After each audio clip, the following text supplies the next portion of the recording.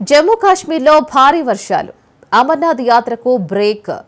హిందువులు తమ జీవితంలో ఒక్కసారైనా దర్శించుకోవాలి అనుకునే ఆధ్యాత్మిక కేంద్రాల్లో అమర్నాథ్ ఒకటి.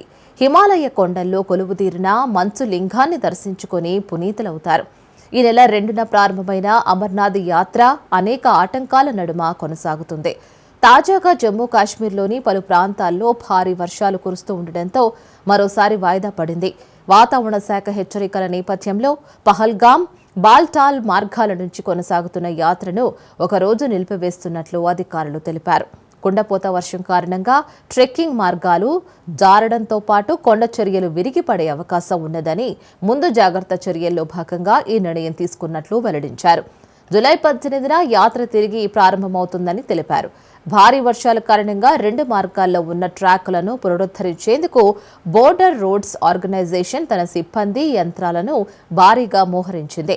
శుక్రవారం 2 బేస్ క్యాంపులను యాత్ర ప్రారంభమయ్యే సమయానికి ట్రాక్లను బాగు చేయాలని అధికారులు వెల్లడించారు.